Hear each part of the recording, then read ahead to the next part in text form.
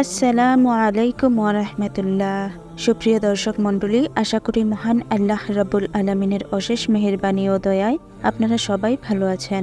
প্রিয় দর্শক, আজকে আমি পবিত্র কোরআনের খুবই ছোট একটি আয়াত, যা পড়ার সাথে সাথে আল্লাহর সাহায্য নেমে আসে, তা আপনাদের সাথে আলোচনা করব ইনশাআল্লাহ। যে কোনো লোক যখন কোনো মুসিবত বা পেরেশানিতে লিপ্ত হয়, তখন যদি সে এই আয়াত পাঠ করে আল্লাহ রাব্বুল আলামিনের কাছে যদি প্রার্থনা করে, সাথে সাথে তিনি সাহায্য করেন। মানুষ অনেক সময় দিশেহারা হয়ে যায়, এমন এমন সমস্যায় ফেসে যায় যে কাউকে বলতেও পারে না, সইতেও পারে না। কিন্তু এমন স্থানে বিপদে আটকে যায় যে দূর দূর পর্যন্ত সেখানে কারো সাহায্য সহযোগিতা পাওয়ার কোনো সুযোগ থাকে না।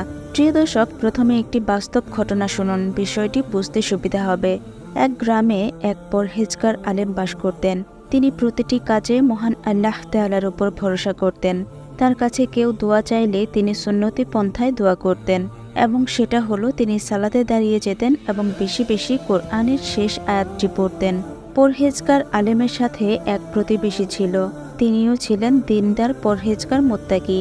একদিন সেই লোকটি পরহেজগার আলেমের কাছে এসে অভিযোগ করল, হে হুজুর, আমার ছেলেটি বিদেশে থাকে, সেখানে আমার আর কেউ নেই। সেই বিদেশের মধ্যে কোনো একটি মিথ্যা অভিযোগের কারণে পুলিশের কাছে গ্রেপ্তার হয়েছে।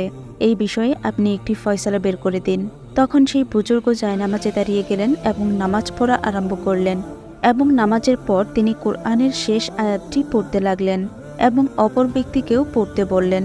কিন্তু সেই লোকটি বললেন, আমি তাকে বলেছি তিনি যেন তার কোনো পরিচিত কাউকে কল দিয়ে কোনো একটা ব্যবস্থা করে দেন, কিন্তু তিনি তা না করে আমাকে দোয়া পড়তে বলছেন।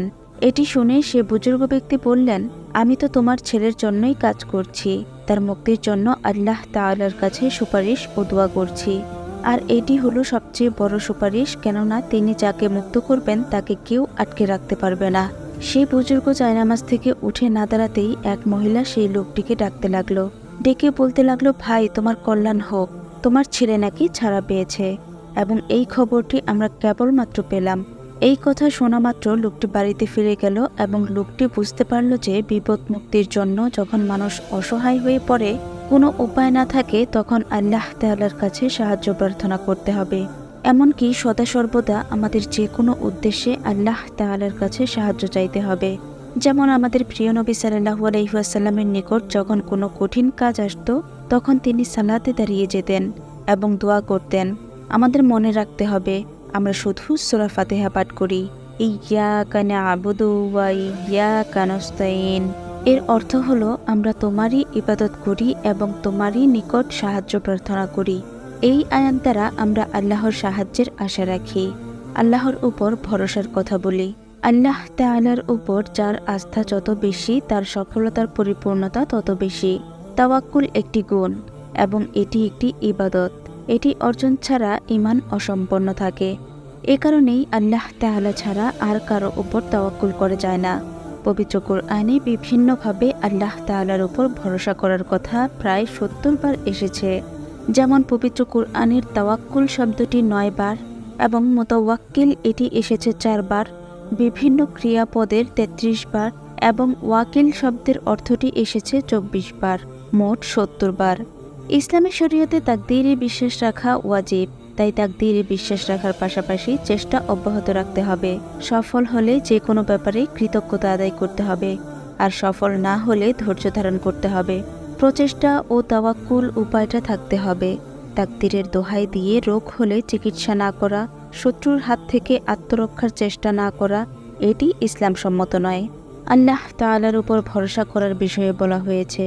আল্লাহর উপর ভরসা করার নানা পর্যায় রয়েছে। কেউ মুখে মুখে ভরসার কথা বলে, কেউ সুনির্দিষ্ট কিছু বিশেষ ভরসা করে, কেউ বা সব কাজে আল্লাহ তাআলার উপর ভরসা করে। এটি তাওয়াক্কুলের সর্বোচ্চ পর্যায়। আর যারা প্রকৃতভাবে আল্লাহর উপর ভরসা করে, তাদের জন্য সূরা আল ইমরানের ১৭৩ নং আয়াতের ছোট টুকরাটি যথেষ্ট। সেটি হলো, হাসবুনাল্লাহু ওয়া নি'মাল ওয়াকিল, অর্থাৎ আমাদের জন্য আল্লাহ তাআলাই যথেষ্ট, তিনি কতই না চমৎকার কামিয়াবি দানকারী। এই বর্ণিত আয়াতের শিক্ষা হলো সর্বাবস্থায় আল্লাহ তাআলার উপর ভরসা করা এবং আল্লাহ তাআলাকেই নিজেদের জন্য সর্বদা যথেষ্ট মনে করা, আল্লাহ তাআলাকেই সর্বশক্তির উৎস মনে করা। এছাড়া এই আয়াতের আরও শিক্ষণীয় বিষয় হল শত্রুপক্ষের অনুপ্রবেশ এবং আতঙ্ক সৃষ্টির জন্য তাদের ছড়িয়ে দেওয়া প্রচারণা সম্পর্কে সাবধান থাকতে হবে। শত্রুরা যত বেশি সংখ্যক কিংবা শক্তিশালী হোক না কেন, আল্লাহ তাআলার ক্ষমতা তার চেয়েও বেশি। এরূপ বিশ্বাস মানুষের মনে দৃঢ়ভাবে রাখতে হবে। বুখারী শরীফের 4563 নং হাদিসে বলা হয়েছে, হযরত আব্দুল্লাহ বিন আব্বাস রাদিয়াল্লাহু তাআলা আনহু তিনি ইরশাদ করেন, হাসবুনাল্লাহ ওয়া নি'মাল ওয়াকিল।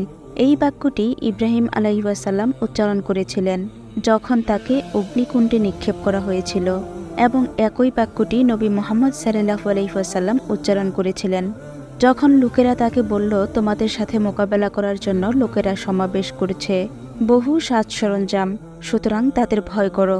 তখন নবী মুহাম্মদ সাল্লাল্লাহু আলাইহি ওয়াসাল্লাম বলেছিলেন, হাসবুনাল্লাহু ওয়া নি'মাল ওয়াকিল।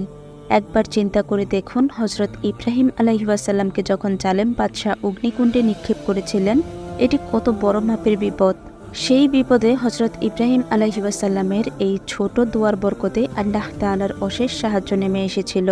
আমরাও যদি আজ প্রকৃতপক্ষে আল্লাহ তাআলার উপর পূর্ণ আস্থা রেখে এই আমলটি করি, তাহলে সাথে সাথে আল্লাহ তাআলার গায়েবী সাহায্য নেমে আসবে।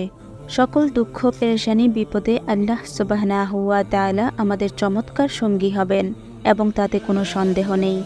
যে কোনো বিপদে আমাদের ধৈর্য ও আল্লাহ তাআলার উপর পরিপূর্ণ আস্থা রাখতে হবে এবং এই দোয়া বেশি বেশি পড়তে হবে। তবে আমরা সূরা আল ইমরানের 173 নং আয়াতের অংশের সাথে সূরা আনফালের 40 নং আয়াতের অংশ জোড়া লাগালে এর অর্থ আরও সুন্দর হবে। যেমন সূরা ইমরানের আয়াতাংশ হল হাসবুনাল্লাহ ওয়া নি'মাল ওয়াকিল, আর সূরা আনফালের আয়াতের অংশ হল নি'মাল মাওলা ওয়া নি'মাল নাসির। তাহলে পূর্ণ দোয়াটি হল হাসবুনাল্লাহ ওয়া নি'মাল ওয়াকিল, নি'মাল মাওলা ওয়া নি'মাল নাসির। এই দুই আয়াতের অর্থ হল, আমাদের জন্য আল্লাহ তাআলাই যথেষ্ট। কতই না চমৎকার কামিয়াবি দানকারী আল্লাহ, কতই না চমৎকার সাহায্য দানকারী। সুবহানাল্লাহ। মহান আল্লাহ তাআলা রাব্বুল আলামিন আমাদের সবাইকে এই দোয়া আমলের মাধ্যমে সকল প্রকার দুঃখ, বিপদ আপদ, পেরেশানি থেকে হেফাজতে থাকার তৌফিক দান করুন। আমিন। প্রিয় ভাই ও বোনেরা, আপনি যদি আমাদের চ্যানেলের নতুন দর্শক হয়ে থাকেন, তাহলে অবশ্যই এখনই আমাদের চ্যানেলটি সাবস্ক্রাইব করে আমাদের সাথেই থাকবেন। দাওয়াতি কাজে অংশ নিতে চাইলে ভিডিওটি আপনার পরিবার, আত্মীয় স্বজন, বন্ধু বান্ধবের সাথে শেয়ার করে দিতে পারেন।